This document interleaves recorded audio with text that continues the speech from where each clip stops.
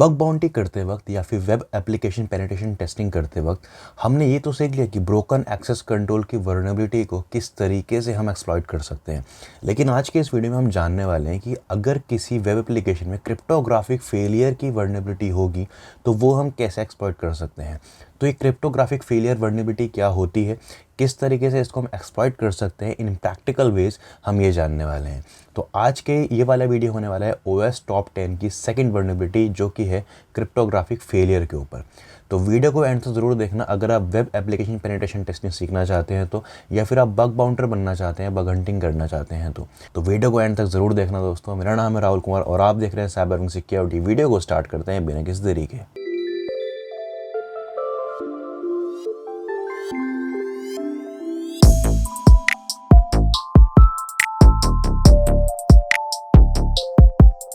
Cryptographic failure के practical part को समझने से पहले इंपॉर्टेंट है कि इसके बेसिक फाउंडेशंस और समझना है कि क्रिप्टोग्राफिक फेलियर एक्चुअल में क्या होता है। क्रिप्टोग्राफिक फेलियर को समझने से पहले हम समझते हैं क्रिप्टोग्राफी का मतलब क्या होता है। क्रिप्टोग्राफी का मतलब होता है जब हम किसी भी एक नॉर्मल प्लेन टेक्स्ट को एक ऐसे साइफर टेक्स्ट में कन्वर्ट कर लें जो कि एक ह्यूमन रीडेबल फॉर्म में ना हो। अब जैसे कि आप ये देख सकते हैं, यहाँ पे मैंने क्रिप्टोग्राफिक फेलियर लिखा हुआ है। ये एक नॉर्मल टेक्स्ट है, प्लेन टेक्स्ट है।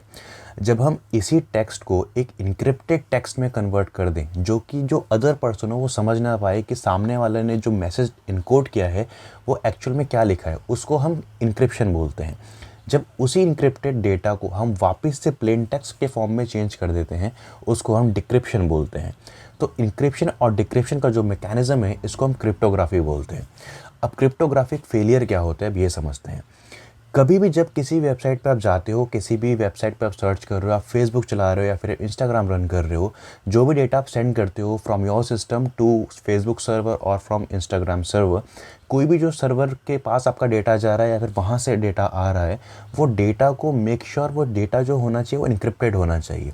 इनक्रिप्टेड क्यों होना चाहिए? क्योंकि बहुत सारे ऐसे मैलिशियस एक्टर्स आपके नेटवर्क ट्रैफिक के बीच में हो सकते हैं जो कि जो आपका नेटवर्क का पैकेट जा रहा है, यानी कि नेटवर्क में जितने आपके डेटा पैकेट जा रहे हैं वो उसको इंटरसेप्ट कर सकते हैं, उनको कैप्चर कर सकते हैं। तो उन मैलिशियस एक्टर्स से, जिनको हैकर्स भी बोलते हैं, अपने डेटा को सिक्योर करने के लिए डेटा जो होना चाहिए आपका इनक्रिप्टेड होना चाहिए ताकि जो दूसरा जो पर्सन है वो आपके डेटा को रीड ना कर पाए। तो जो डेटा आपका सामने वाले सर्वर पे जा रहा है वो इनक्रिप्टेड है और वहाँ पे स्टोर होने के बाद भी अगर वो इनक्रिप्टेड ही है तो वहाँ पे हो सकता है कि आपका जो क्रिप्टोग्राफिक फेलियर की वर्नेबिलिटी ना हो। लेकिन ये वर्नेबिलिटी कब सामने आती है? ये वर्नेबिलिटी तब देखी जाती है जब आपका जो भी सेंसिटिव डेटा होता है जो सर्वर के पास, अगर वो सिक्योर तरीके से सेव नहीं होता, या फिर जो आपका सेंसिटिव डेटा है वो डेटा इन ट्रांजिट, यानी कि जिसको हम बोलते हैं जब डेटा ट्रांसफ़र हो रहा है एक जगह से दूसरी जगह पे, या फिर वो स्टोर हो रहा है, इसको हम डेटा एट रेस्ट बोलते हैं। जब वहाँ पे वो ठीक तरीके से सिक्योर नहीं होता है, उसका जो इनक्रिप्शन मैकेनिज़्म होता है वो स्ट्रांग नहीं होता है, जब इस तरह की जो कमियां अगर किसी भी डेटा सेंटर्स में हैं तो उसको हम क्रिप्टोग्राफिक फेलियर कहलाते हैं। तो कोई भी अगर आपका डेटाबेस है, अगर आप उसको एक्सेस कर पा रहे हो या फिर उसका पासवर्ड आप ब्रेक कर पा रहे हो बहुत इजीली, यानी कि वहाँ पे जो क्रिप्टोग्राफिक फेलियर की वर्नेबिलिटी एग्जिस्ट कर रही है। कोई भी डेटा जब एक जगह से दूसरी जगह ट्रैवल कर रहा है, सेंड कर रहे हो आप यहाँ से कि दूसरे सिस्टम पे, और आप उस डेटा को कैप्चर कर पा रहे हो, यानी कि वहाँ पे क्रिप्टोग्राफिक फेलियर की वर्नेबिलिटी एग्जिस्ट करती है। तो इस तरह की वर्नेबिलिटीज़ होती हैं उसको हम क्रिप्टोग्राफिक फेलियर कहते हैं। मैं उम्मीद करता हूँ आपको समझ में आया होगा कि क्रिप्टोग्राफिक फेलियर एक्चुअल में क्या होता है। तो हमने पहला जो टास्क है वो यहाँ पे हमने कंप्लीट कर लिया। अब हम अपने दूसरे टास्क पे चलते हैं। अब इस टास्क में हम समझेंगे कि जो डेटाबेस है हम उसके बारे में थोड़ा सा समझते हैं, और यहीं पे हम समझेंगे एसक्यूएल डेटाबेस के बारे में। तो क्रिप्टोग्राफिक फेलियर में आगे बढ़ने से पहले, यानी कि इसका प्रैक्टिकल पार्ट जो समझाऊँ मैं, उसको जो प्रैक्टिकल आपको बताने वाला हूँ उसको जो फाउंडेशन है, यानी कि जो बेस है, मैं आपको वो समझाना चाहता हूँ ताकि जब हम प्रैक्टिकल करें तो आपको समझ में आ सके कि हम ये क्या कर रहे हैं। तो बेसिकली कोई भी जो डेटा होता है वो किसी न किसी एक डेटाबेस की जो लैंग्वेज होती है वो उसमें लिखा जाता है। बहुत सारी लैंग्वेजेस हैं, जैसे कि आपके एसक्यूएल लैंग्वेज आपकी एक बहुत पॉपुलर लैंग्वेज है किसी भी डेटाबेस को राइट करने के लिए। एक नॉर्मल वे में समझाता हूँ, जैसे एक्सेल है, माइक्रोसॉफ्ट एक्सेल का नाम आपने सभी ने सुना होगा। जैसे एक्सेल में आप एक डेटा बनाते हो, वहाँ पे रोज़ बनाते हो, कॉलम्स बनाते हो, एक पूरा डेटा वहाँ पे डालते हो। फॉर एग्जांपल अगर आप एक रिपोर्ट कार्ड बना रहे हो तो वहाँ पे स्टूडेंट का नेम आप डालोगे रोज़ एंड कॉलम्स में, देन उस स्टूडेंट की आईडी डालोगे, उसके मार्क्स डालोगे, उसके सब्जेक्ट्स डालोगे। तो यानी कि आपने एक बहुत छोटा सा डेटाबेस रेडी करा है अपने एक्सेल शीट में। इसी तरीके से बड़ी बड़ी कंपनीज़ में जो डेटा आप लोगों का स्टोर होता है वो डेटाबेस के फॉर्म में स्टोर हो जाता है। इनकी कलेक्शन ऑफ डेटा को हम डेटाबेस बोलते हैं। वो डेटाबेस जो होता है वो एक बहुत बड़े सर्वर्स पे भी स्टोर हो सकता है या फिर एक सिंगल फाइल पे भी स्टोर हो सकता है। जो सर्वर्स पे आपका डेटा स्टोर होता है उसको हम लार्ज डेटाबेस कहलाते हैं। लेकिन अगर कोई आपका ऐसा डेटा है, एक बहुत बड़ी एंटिटी आपकी नहीं है, आपको एक स्मॉल अमाउंट में डेटा को स्टोर करना रहता है, आपको ऑर्गेनाइज करना रहता है, तो आप एक सिंगल फाइल में जो डेटा को स्टोर करते हो उसको हम फ्लैट फाइल डेटाबेस कहते हैं। एग्जाम्पल के तौर पे हम समझ सकते हैं, जैसे कि हम माइक्रोसॉफ्ट एक्सेल में कोई भी एक डेटा शीट बना रहे हैं, उस पर हमने स्टूडेंट के नाम, रिकॉर्ड, सब्जेक्ट, मार्क्स ये सब हमने डाल दिए हैं, उसको हमने एक सिंगल फाइल में सेव कर दिया है, उसको हम फ्लैट फाइल डेटाबेस बोल सकते हैं। तो इसी तरीके से फ्लैट फाइल डेटाबेस का कॉन्सेप्ट होता है जहाँ पे आप एक सिंगल फाइल में जिसको जो कि नॉर्मली .db यानी कि डेटाबेस के एक्सटेंशन में आती है, जो कि अभी हम प्रैक्टिकल में देखने वाले हैं, इस तरह की फाइल के अंदर जब हम अपना डेटा राइट करते हैं, जो भी कस्टमर का डेटा हो, किसी भी तरह का या फिर डेटा हो सकता है, जब हम उस सिंगल फाइल में हम डाल रहे हैं instead of putting in a large servers, तो उसको हम फ्लैट फाइल डेटाबेस कहलाते हैं। इसके बारे में अगर आपको और इन्फॉर्मेशन चाहिए तो ये जो पूरा इनका ब्लॉग यहाँ पे है, इसके बारे में इन्फॉर्मेशन यहाँ पे इन्होंने दे रखी है, आप ये जाके ट्रैक भी रूम से पढ़ सकते हो। इसका जो लिंक है मैंने डिस्क्रिप्शन पे दे दिया है। यहाँ पे कुछ बेसिक कमांड दे रखी हैं, जैसे कि यहाँ पे .db मैंने बताया आपका एक्सटेंशन होता है डेटाबेस का। अब इसका जो एक्सटेंशन है, अब ये जो डेटाबेस है ये किस तरह का डेटाबेस है, इसको पढ़ने के लिए लिनक्स में कमांड होती है फाइल। किसी भी तरह की फ़ाइल को अगर आपको पढ़ना हो कि वो फाइल का टाइप क्या है, किस तरह की फ़ाइल है, ये सब आपको अगर देखना हो तो आप फाइल कमांड का इस्तेमाल कर सकते हैं। जैसे कि यहाँ पे इसने यहाँ पे कर रखा है, यहाँ पे इसने फाइल कमांड का इस्तेमाल करते हुए उस डेटाबेस का नाम दिया, तो उसने उसकी इन्फॉर्मेशन यहाँ पे दे दी। इस तरीके से यहाँ पे कुछ बेसिक कमांड्स यहाँ पे दे रखी हैं, जैसे कि SQLite की बेसिक कमांड है यहाँ पे SQLite, और जो आपका एग्जाम्पल है .db यानी कि जो डेटाबेस का नाम है उसने नाम यहाँ पे दे दिया है। उसके बाद यहाँ पे जो डेटाबेस है वो एक्सेस ने कर लिया। अब इसके आगे फर्दर है, इस डेटाबेस को एक्सपेंड कर सकता है, जैसे कि टेबल से कमांड होती है सारे टेबल्स को चेक करने के लिए, कॉलम्स को चेक करने के लिए कमांड होती है, सब तरह का डेटा को सेलेक्ट करने उसके लिए कमांड्स होती है। तो उसकी बेसिक कमांड्स की अगर चीट शीट चाहिए तो वो भी आप मुझे कमेंट करके बताइए, मैं उसकी जो चीट शीट है वो अपने टेलीग्राम ग्रुप में मैं डाल दूँगा। उसके बाद अगर आपको टेबल की इन्फॉर्मेशन चाहिए तो यहाँ पे हम प्रैग्मा का इस्तेमाल करते हैं। तो प्रैग्मा टेबल इन्फो कस्टमर, यानी कि जो कस्टमर की टेबल थी ये उसकी इन्फॉर्मेशन देखना चाह रहा था, इसलिए इसने यहाँ पे प्रैग्मा कमांड का इस्तेमाल किया था।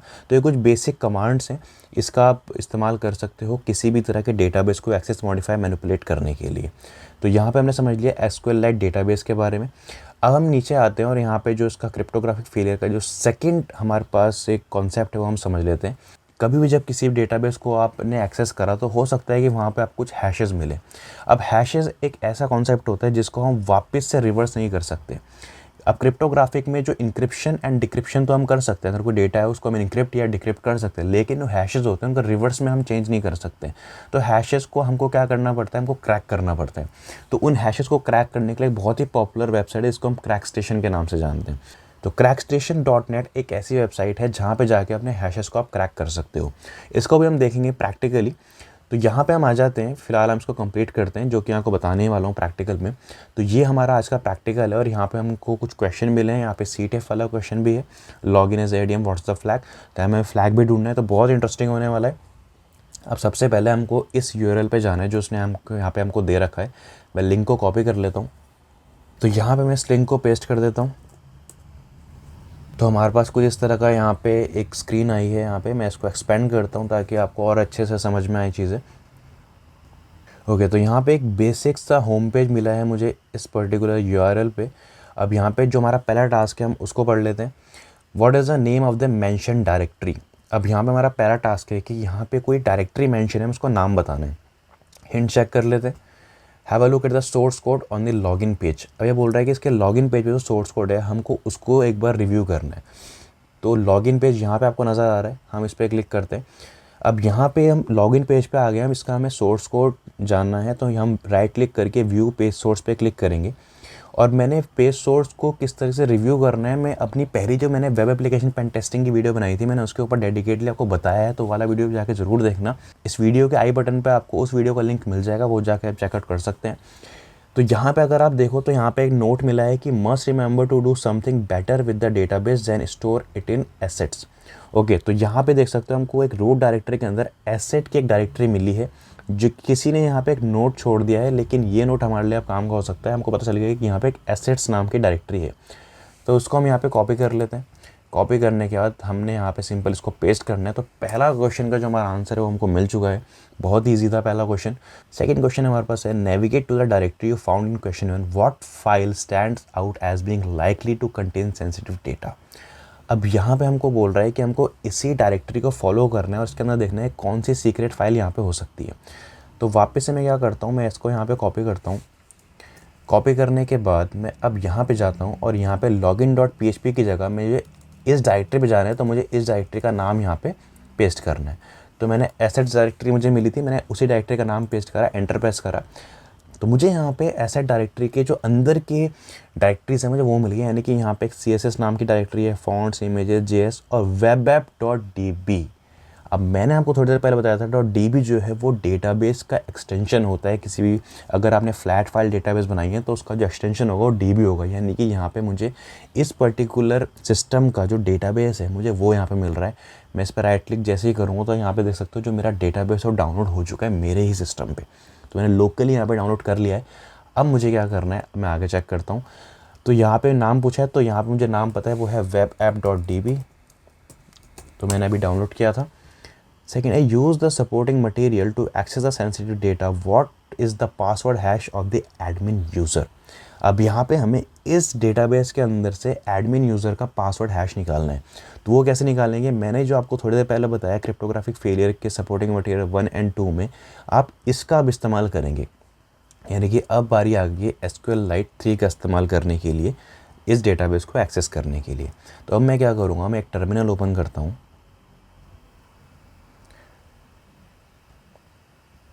तो यहाँ पे मैंने टर्मिनल ओपन कर लिया है। अब यहाँ पे मुझे चेक करना है कि उस डेटाबेस को हम किस तरीके से SQLite से चेक कर सकते हैं। तो यहाँ पे मैंने SQLite यहाँ पे लिखना है, SQLite 3, और जो डेटाबेस का नाम था वो वेब ऐप के नाम से यहाँ पे सेव हो गया था। तो यहाँ पे आप देख सकते हो मैं इस डेटाबेस में एंट्री मैंने ले ली है। अगर आपको इसकी कमांड्स के बारे में जानना है, आपको नए हो, आपको SQLite की कमांड्स के बारे में नहीं पता, तो आप .help का इस्तेमाल ले सकते हो इसकी अदर कमांड्स के बारे में जानने के लिए। तो यहाँ पे अब मुझे यूज़र की जो टेबल है मुझे वो चेक करनी है। तो उसके लिए मैं कमांड यहाँ पे चलाऊँगा, सेलेक्ट एस्ट्रिक। अब यहाँ पे अगर आपने SQL के बेसिक फंक्शन के बारे में पढ़ा होगा तो आपको पता होगा कि जो एस्ट्रिक का मतलब होता है ऑल होता है। यानी कि अगर आपको सभी तरह का डेटा उस टेबल के अंदर से निकालना है तो हम ऑल का इस्तेमाल कर सकते हैं। लेकिन अगर आपको कोई स्पेसिफिक टेबल निकालनी है तो उसके लिए अलग कमांड्स का हम इस्तेमाल करते हैं। तो फिलहाल हम यहाँ पे सभी तरह का डेटा निकालना चाहते हैं, तो यहाँ पे हम सेलेक्ट ऑल का इस्तेमाल करेंगे। फ्रॉम मैं यहाँ पे लिखूँगा और यूज़र्स यानी कि जो टेबल का नाम है वो यहाँ पे दूंगा। देन मैं यहाँ पे सेमीकोलन का इस्तेमाल करूँगा इस कमांड को कंप्लीट करने के लिए। एंटर में प्रेस करता हूँ और जैसे मैं यहाँ पे एंटर प्रेस करता हूँ तो आपको यहाँ पे देखेगा मेरे पास एक टेबल आ गई है। तो यहाँ पे मेरे पास रोज़ एंड कॉलम्स हैं। यहाँ पे मेरे पास 3 कॉलम है और यहाँ पे मेरे पास 4 रो हैं। तो पहली जो मेरे पास रो है वो है यहाँ पे कुछ हैश यहाँ पे मुझे मिल रहा है। देन यहाँ पे आप देख सकते हो यहाँ पे एडमिन यानी कि यूज़र, और उसके बाद मुझे यहाँ पे एक हैश मिल रहा है और एक वैल्यू यहाँ पे 1 की मिल रही है। तो मोस्ट प्रोबेबली जो ये वाली जो वैल्यू ये मेरे पास हैश है, मुझे यहाँ पे हैश मिल गया। मैं इसको यहाँ पे कॉपी कर लेता हूँ। कॉपी करने के बाद मैं यहाँ पे जो मेरा क्वेश्चन था मैं यहाँ पे इसको पेस्ट करता हूँ, एंटर प्रेस करता हूँ। अमेजिंग। तो यानी कि इसी हैश की बात कर रहा था। अब ये पूछ रहा है कि जो इसका एडमिन का प्लेन टेक्स्ट पासवर्ड है वो क्या है। अब मैंने आपको थोड़ी देर पहले बताया था कि हम इन हैशेस को क्रैक करने के लिए क्रैक स्टेशन का इस्तेमाल कर सकते हैं। तो हम इसी क्रैक स्टेशन पर जाके इस हैश को यहाँ पर डालेंगे। I am not a robot, हम यहाँ पे कैप्चर टेस्ट देंगे, क्रैश हैशेस पे क्लिक करते हैं और जैसे मैंने हैशेस पे क्लिक करा तो उसका जो प्लेन टेक्स्ट था वो मुझे यहाँ पे मिल गया, वो है क्वेटी क्यूब। अब मैं इसको यहाँ पे पुट करूँगा, एंटर प्रेस करते हैं। अमेजिंग। तो यानी कि इसका हमें प्लेन टेक्स्ट पासवर्ड मिल गया है। तो अब मुझे बोल रहा है कि मुझे एडमिन के यहाँ पे लॉगिन करना है और फ्लैग यहाँ पे मुझे डालना है।